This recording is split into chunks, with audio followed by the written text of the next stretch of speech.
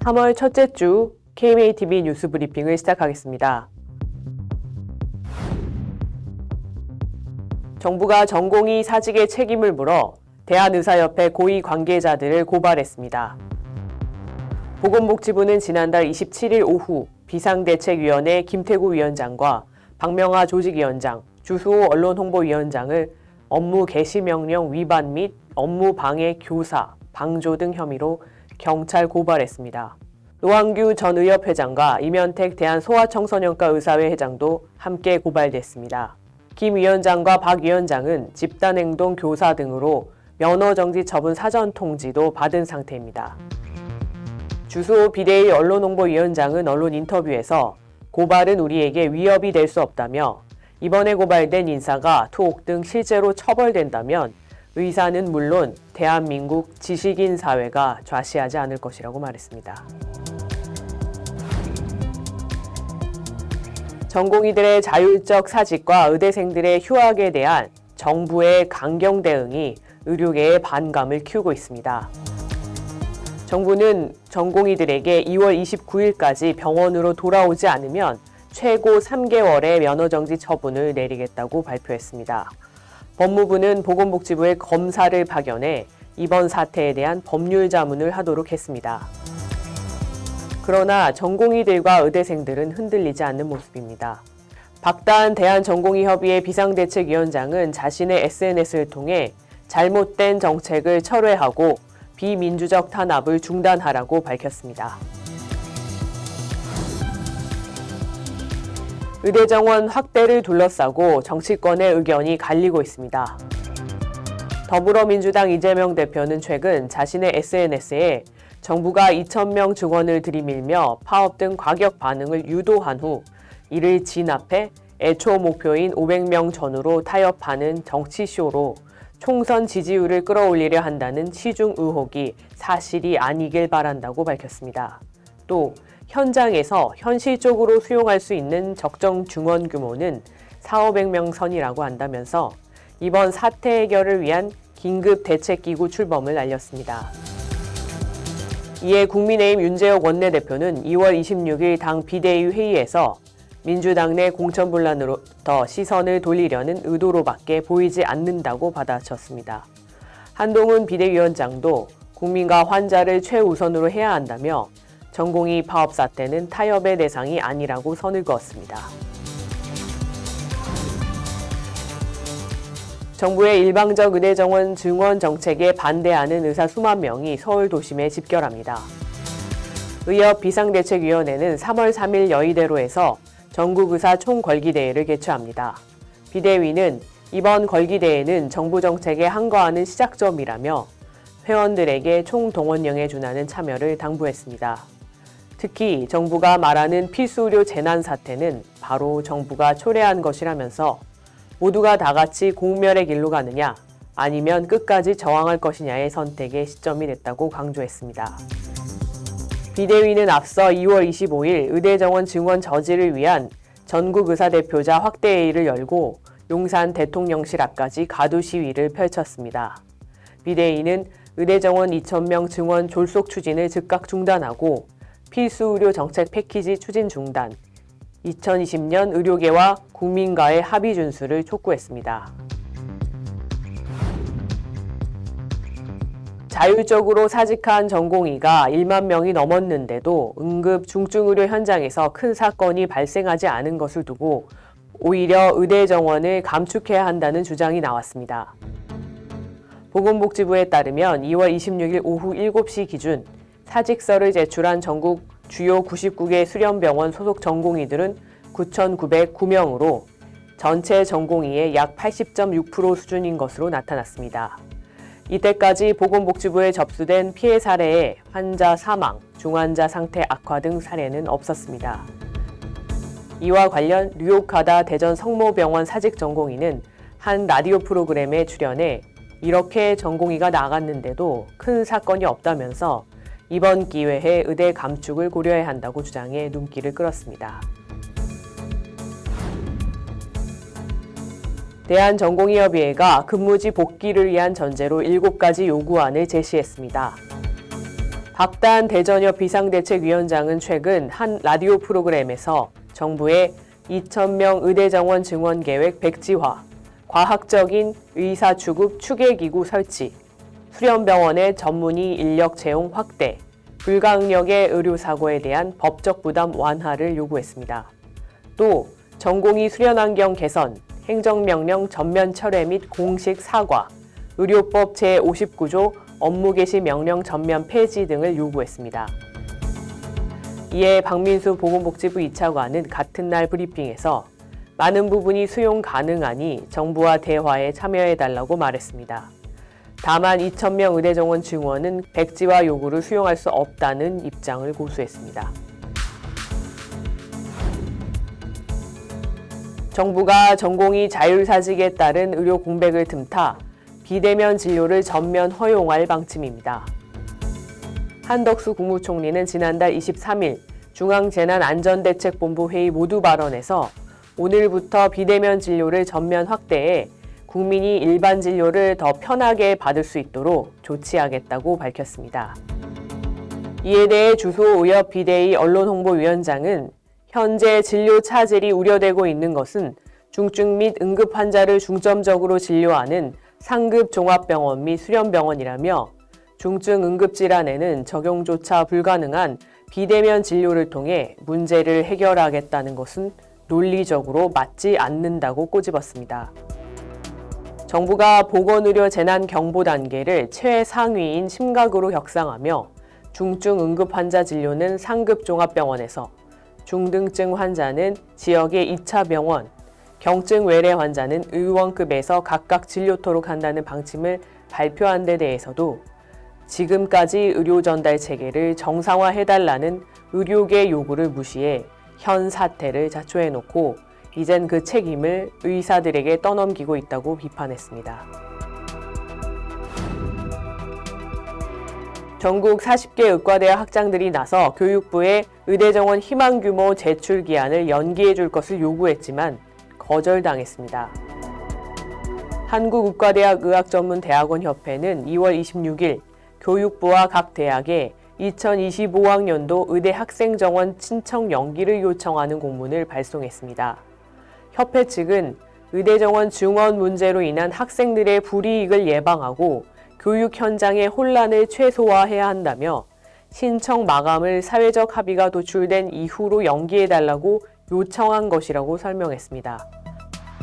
그러나 교육부 박성민 대변인 겸 기획조정실장은 같은 날 브리핑에서 정부 차원에서는 의대 정원 2,000명 증원 3월 4일까지 신청 기한을 변경할 계획이 없다고 잘라 말했습니다.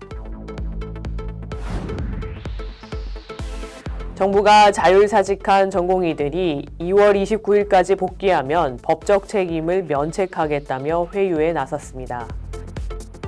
이상민 행정안전부 장관은 지난달 26일 정부가 지금 상황에 엄중함을 직시하고 있는 만큼 마지막으로 호소한다면서 29일까지 돌아오면 책임을 묻지 않겠다고 밝혔습니다.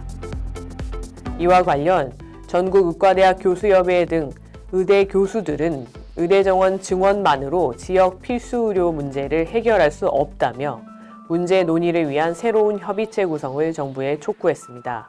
또 사직 전공의와 휴학 의대생들의 피해를 막기 위해 최선을 다하겠다고 밝혔습니다.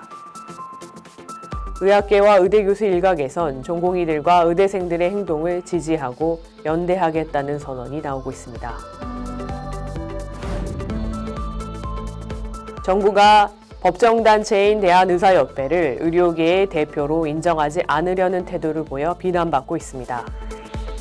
보건복지부 박민수 2차관은 최근 브리핑에서 법적으로 대한의사협회가 의사 전체를 대변하지만 구조나 집행부 구성을 보면 개원가 중심이라며 병원까지 아우를 수 있는 대표성 있는 단체가 대화 테이블에 나와달라고 말했습니다. 이에 의협 비상대책위원회 주수호 언론홍보위원장은 의협이 전체 의료계를 대변한다고 강조하며 일부 의사들이 강경투쟁을 선동한다는 식으로 정부가 의사와 국민을 갈라놓기 위해 치졸한 짓을 하고 있다고 반박했습니다. 한편 용산 대통령실 앞에서는 서울시 의사회 주도로 걸기대회가 개최됐는데요. 박명화 서울시 의사회장 겸 비대위 조직위원장과 함께 관련 이야기 나누어 보겠습니다. 네, 오늘 비대위원장님께서 참석이 어려우셔서 조직위원장님 먼저 모시게 되었습니다. 반갑습니다. 네, 안녕하세요. 네, 위원장님, 정부의 일방적인 2,000명 의대 증원 확대 발표 이후에 의료 현장과 입시를 포함한 교육계가 크게 혼돈에 빠져들고 있습니다. 이후에 서울시 의사회 주최의 집회도 주관하셨는데요. 당시 현장의 분위기는 이전과 좀 다른 점이 있었는지 또 그 까닭은 무엇이라고 보시는지 궁금합니다. 네, 말씀하신 대로 2주 전 그리고 지난주에 서울시 의사회에서 걸기대회를 개최를 하였습니다. 의대생 그리고 전공의 그리고 많은 회원분들이 적극 많이 참여해 주셔서 그 뜨거운 저항의 열기를 잘 느낄 수 있었습니다.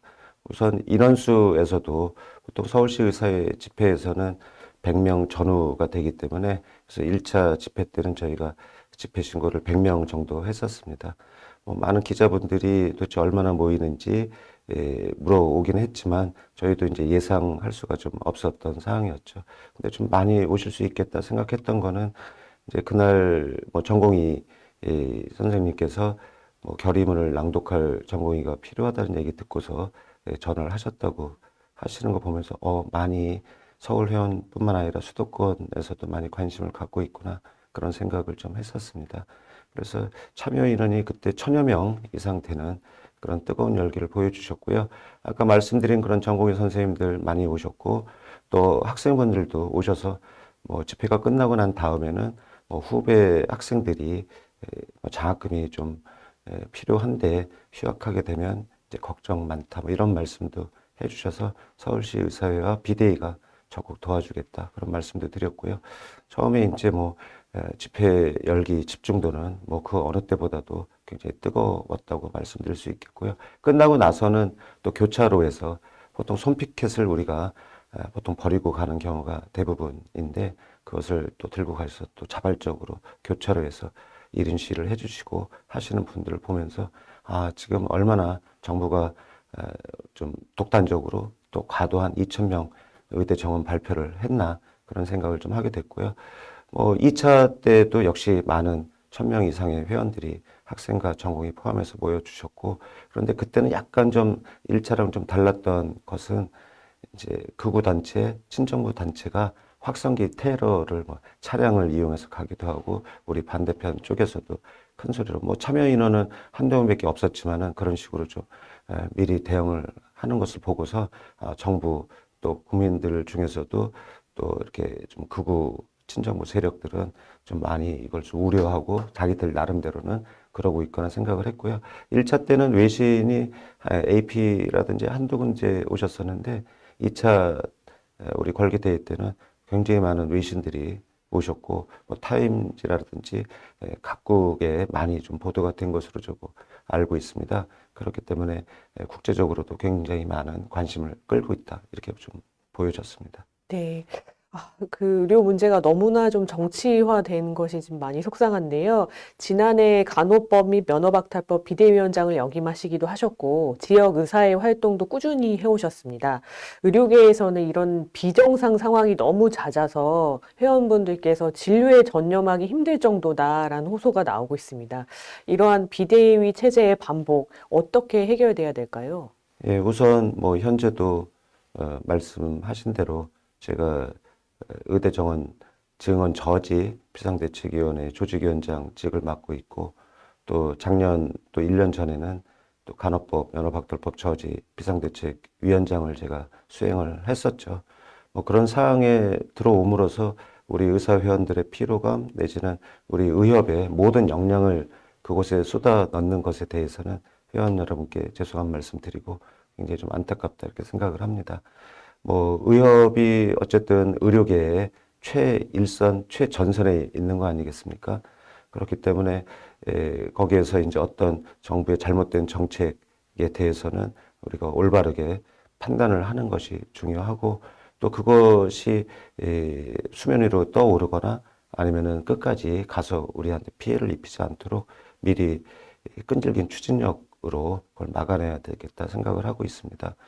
뭐 잘못된 정책에 대해서는 막아내는 수비적인 태세도 뭐 필요하겠고 또 올바른 정책을 우리가 또 주장하고 또 그것으로 인해서 또 잘못된 정책을 막아낼 수도 있기 때문에 또 공격적인 그런 것도 중요할 것이라고 생각하고요. 어쨌든 비대위 사안까지 왔을 때에는 그 전에 우리가 그것을 막아낼 수 있는 아주 중요한 터닝 포인트, 브레이크 포인트가 있다고 생각을 합니다.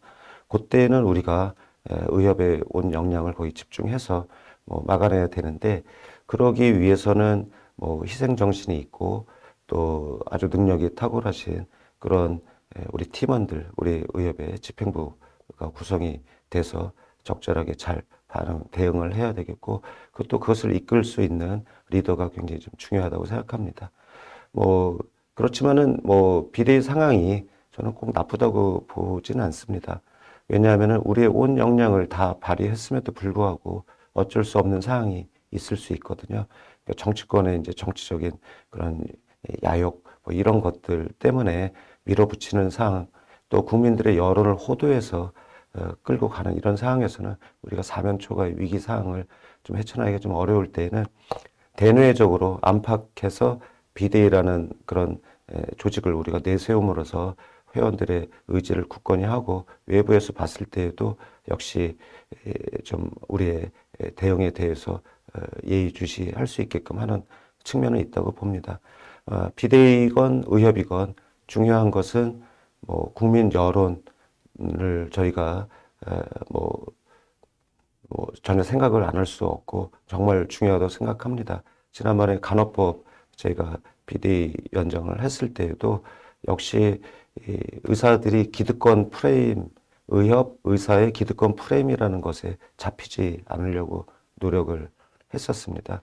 그렇기 때문에 당시에 이필수 회장님 집행부에서도 13보 의원을 만드셨고 저도 비대위원장 출마하고 또 활동하면서도 그 공적에 대해서는 인정하고 그것이 꼭 반드시 필요하다 그런 생각을 했었거든요. 그렇기 때문에 뭐 간호협회의 그런 야망, 욕망을 저희가 다른 간호조무사 협회라든지 다른 약소 직역들과 함께 막아낼 수 있었고 그때 많은 회원들이 좀 의구심을 보내주시긴 하셨지만 제 판단상으로는 의사가 전면에 나가고 기득권 프레임을 깨지 못한 상황에서는 위험하다 그런 판단을 했었고 그거는 지금 생각해도 옳았다 그렇게 생각을 합니다. 이제 향후 이제 이번 뭐 의대 정원 문제에 대해서도 뭐 의료계의 밥그릇 싸움이라는 그런 지적들을 좀 하고 있지 않겠습니까? 그랬을 때 우리는 그것 이상의 어떤 국가적인 국민적인 문제라는 것을 잘 말씀을 드려야 되는 상황이고 그럴 때는 교육계 또 이공학계 라든지 또 인구 전문가라든지 여러 분들하고 같이 힘을 만들어야 된다고 생각을 합니다. 따라서 이번 사안에 대해서도 역시 뭐 그런 분들하고의 연합, 조직적인 대응이 필요하고요. 의협이 그렇기 때문에 향후에도 계속 뭐 국민들로부터 존경은 못 받더라도 존중받는 의협이 되어야 된다고 생각을 합니다. 그러기 위해서는 역시 아까 말씀드린 뭐 의사 의협의 기득권 프레임에서 탈피를 해야 되기 때문에 의료 관련한 문제뿐만 아니라 사회적인 현상에 대해서도 우리 의협이 선제적으로 적극적으로 의견을 내야 될 상황에서는 해야 된다고 생각을 하고 있습니다. 네. 그리고 우리의 자정 노력도 굉장히 좀 필요하다고 봅니다. 그래서 뭐 기존에 이제 해왔던 전문가 평가제, 전문가 평가단이 서울에서는 굉장히 활발하게 이어지고 있고 그 내용 자체도 우리 회원 보호뿐만 아니라 또 내부 뭐 마약류라든지 이런 점에 있어서는 굉장히 자정 능력을 대내적으로 좀 천명을 해야 될 것이고 그리고 이제 그런 것들이 결국은 이제 우리도 보호하지만 외부로부터도 의협, 의사가 보호받고 존중받는 길이라고 생각하고요. 차후에는 그것이 면허관리원이라든지 그런 쪽으로까지 또 우리가 또 안정적으로 갈 수 있기를 기대하고 있습니다. 네, 저도 자율정화특위위원으로서 지난 이제 우리 집행부에서도 활동하시고 서울시에서도 활발하게 전문가 평가단체를 활용하시는 모습을 인상 깊게 봤습니다. 한간의 의협이 개원이 단체라는 식의 호도와 폄하가 좀 조장이 많이 되고 있습니다. 네. 세계 어느 국가나 지역사회 1차 의료를 담당하는 의사의 수가 가장 많고 또 사회적인 역할 부담도 크게 하고 있는데요. 의료 전달 체계의 순기능을 위해서 지역사회 이런 의원의 중요성은 무엇이라고 보시는지요? 네, 중요한 말씀이시고요. 이번 의대생 또 전공의들 모든 회원들이 적극적으로 정부의 무분별하고 과도한 의대 정원 2,000명이라는 것을 저항하고 있는 그런 상황인데 그 점에서 한번 이렇게 좀 봤을 때 수련병원, 상급 종합병원에서의 이제 전공의들이 빠져나왔음에도 불구하고 그래도 아직까지는 이제 대학병원에 계신 교수님들이 조를 짜서 긴급 대응을 하고 계셔서 이렇게 좀 그나마 일주일 정도를 좀 안정적으로 가고 있기는 합니다. 물론 이제 해당 대학병원에서는 많이 고충이 크시고 또 평소보다도 한 40%선 정도의 그런 역할을 하고 계시긴 합니다만은 그럼에도 불구하고 응급실 상황이라든지 이런 상황에서 보면은 굉장히 안정적이고 필요하신 분들이 2차 병원의 응급실을 이용하신다든지 2차 병원에서 수술을 하신다든지 이런 상황들이 벌어지고 있거든요. 그렇기 때문에 이 상황에서 보면은 각 의원급 또 중소병원 그리고 3차 병원의 각 역할이 제대로 안 이루어졌고 이번이 어찌 생각하면은 이런 식으로 가야 되는 게 아닌가 하는 생각을 좀 하게 되었습니다. 따라서 말씀하신 의료전달 체계 제일 밑에 부분인 의원급의 역량 강화, 또 거기에 따른 지역 시군구 의사회의 역할, 또 중간 다리 역할을 하는 시도의사의 역할 굉장히 중요하다고 생각을 하고 있고요. 우리 대한의사협회는 암만 다른 직역에서 또 어떤 이득을 얻고 우리를 또 폄하하기 위해서 개헌이 단체 이렇게 말을 하지만 그런 것들은 그냥 우리를 갖다가 낮추기 위해서 그러는 것이라고 생각하고요. 저희 1차 서울시의사의 집회 때도 김성근 교수께서 당당히 강력하게 외치셨지만 당연히 이제 대한의사협회는 모든 의사들의 그런 당연하고도 그리고 또 필수적으로 가입해야 되고 또 그렇게 활동하고 있는 대한의사협회라고 생각을 합니다. 그렇기 때문에 이게 병협하고 이제 상대적으로 이제 보다 보니까 수가라든지 또 어떤 위원회에서의 구성 이런 거에서 이제 병협하고 이제 비교해서 개헌과 단체라고 폄하를 할 수 있지만 그런 구도는 깨야 될 것이라고 생각을 하고요. 그렇지만은 병협은 아시다시피 또 병원 경영자들의 이제 그런 단체 아니겠습니까? 그런 것들을 갖다가 저희가 계속 이제 알리면서 의협의 고유의 회원들을 위한 권익단체 그리고 또 사회적으로는 국민들을 위한 공익단체라는 성격을 많이 좀 밝혀야 되겠죠. 그런데 이제 그러기 위해서는 아까도 말씀드렸다시피 의협이 어떤 존중받을 수 있는 사회적으로도 그런 역할을 할 수 있는 그런 의사 기득권, 의협 기득권 그 프레임에서 벗어나야 된다는 생각을 다시 한번 말씀을 드리고요. 사례를 말씀드리고 제 경험을 말씀드리면은 코로나19 상황에서 제가 서울시 의사회장으로서 25개국 회장님들 또 각국 보건소와 함께 협력해서 재택치료 서울형을 제가 주창을 했고 그 모델을 제가 직접 상관하고 있기 때문에 만들었고 했는데 그 어려웠던 시점이었죠. 다른 어떤 감염병하고 다르게 대규모의 환자가 벌어지고 국민들이 굉장히 생명을 아주 위협받고 그런 상황이었습니다. 정부에서 그때 마침 이제 의원급의 역량을 꼭 필요하다 말씀하셔서 그것이 이제 됐는데 우여곡절 굉장히 좀 많기는 했습니다만은 보건소나 구청에서 처음에는 적극적으로 도와주질 않아서 굉장히 좀 어려운 상황이었지만은 결국은 같이 함께 해서 우리가 코로나 극복을 해냈다고 생각을 합니다. 그 당시에 많은 회원들께서 구의사회가 무슨 역할을 하지? 시의사회가 필요한가? 의협만 필요한 거 아닌가? 의협도 필요하고 구의사회 친목단체로서의 역할만이 필요한 거 아닌가? 그런 상황이었는데 구의사의 역할 또 시의사의 역할을 제대로 해냄으로 해서 많은 구의사 회원들이 동네의원에 그런 코로나19에 기여했다는 그런 자부심도 느끼고 또 어려운 과정에서 정착부터 시작해서 성공까지 굉장히 지고 지난한 상황이었기 때문에 굉장히 많은 동료애를 좀 많이 느꼈습니다. 그런 과정을 거치면서 이제 동네 의원의 역할, 1차 의료기관의 역할을 저희가 새삼스럽게 생각을 했고, 반드시 의료 전달 체계는 굳건하게 올바른 방향으로 가야 된다 생각을 하고 있습니다.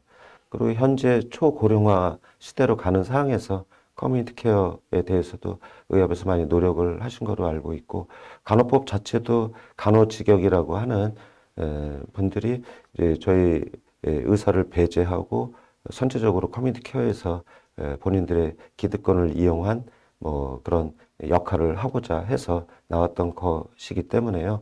커뮤니티 케어라든지 이런 지역사회에서의 동네 의원, 1차 의료기관의 역할은 그 어느 때보다도 크기 때문에 동네 의원의 역할, 또 구의사회, 시의사회의 역할을 굉장히 좀 앞으로 의협 회장이 되시는 리더분들께서도 그 역할을 충실히 할 수 있도록 좀 신경을 많이 쓰셔야 될 것으로 생각합니다. 네.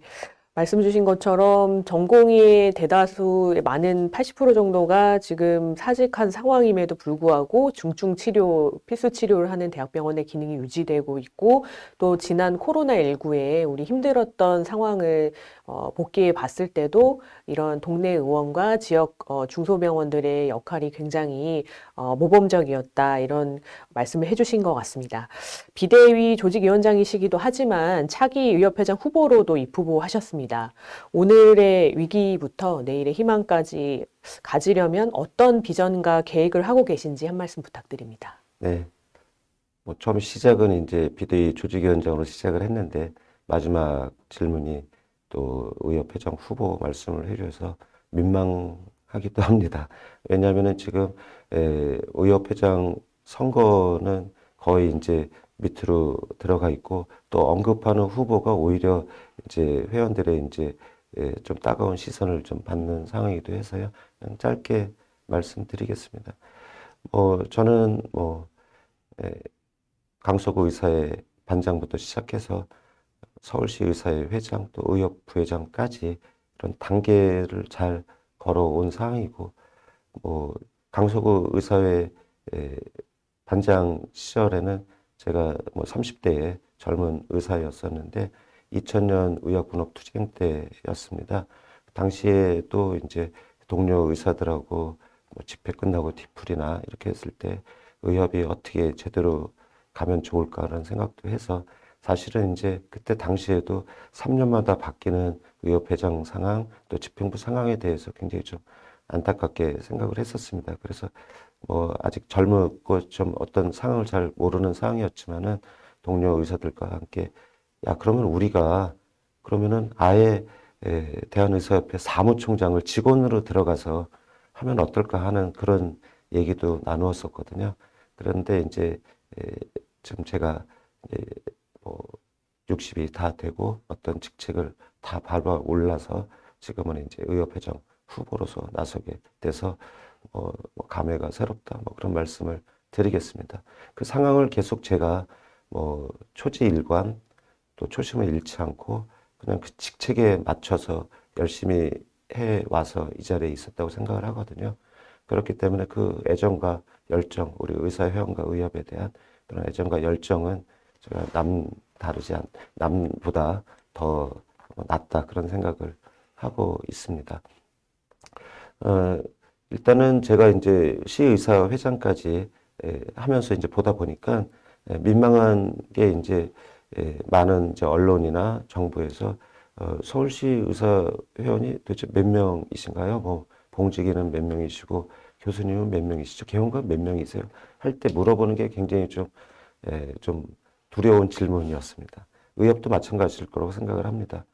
도대체 우리 회원들이 어디에서 어떤 역할을 하고 계시고, 또 지금 얼마나 고통을 받고 있는 상황에 몰려 있으신지, 아니면 어떤 빛나는 일을 또 봉사라든지 하고 계시는지를 저희가 파악을 못하고 있고, 가장 기본적인 통계도 보건복지부를 통해서 받거나 아니면 이제 다른 유관 단체에서 나온 거를 이렇게 꿰어 맞춰서 저희가 파악해야 되는 실정 아니겠습니까?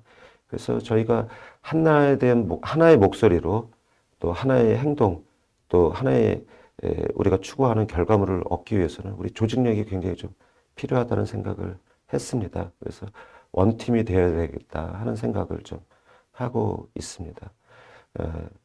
뭐 간호법, 비대위 했을 때에도 마찬가지였지만 결국은 정치권이 우리한테 보는 것은 돈이 아니죠. 옛날하고 상황이 바뀌어서 우리의 힘, 또 쉽게 말하면은 이제 표를 얼마나 갖고 있고 그 표가 또 의협집행부의 그런 어떤 그런 방향성에 따라서 움직이는지가 그분들은 굉장히 좀 중요한 사안 같습니다. 그리고 어떤 정책이라든지 그것을 갖다가 우리가 잘못된 것은 막아내고 올바른 것은 추진하려면은 아까도 말씀드렸습니다만 국민들로부터 존중받는 그런 의협이 되어야 된다고 생각하기 때문에 그런 쪽의 방향성을 갖고서 국민들로부터 존중받고 회원들로부터 신뢰받는 그런 의협을 만들고자 하고 있습니다. 굉장히 좀 어려운 난국인데 바로 이제 회장 후보가 당선이 된다면은 지금 비대위를 이어받아서 비대위원장 역할도 해야 되고 또 5월 1일부터 시작되는 의협 집행부에 들어가서는 당장 5월 말로 있는 수가 문제도 해야 되고 또 계속 2025학년도 의대 정원 문제를 좀 우리가 지금 이렇게 투쟁을 하고 있습니다만은 그것이 계속 2026, 27 계속 이어지는 상황 아니겠습니까? 그리고 또 이것이 투쟁이 얼마나 지속될지는 모르지만 그 마무리 또한 또 해야 될 업무가 또 새로운 42대 집행부라고 생각을 하고요.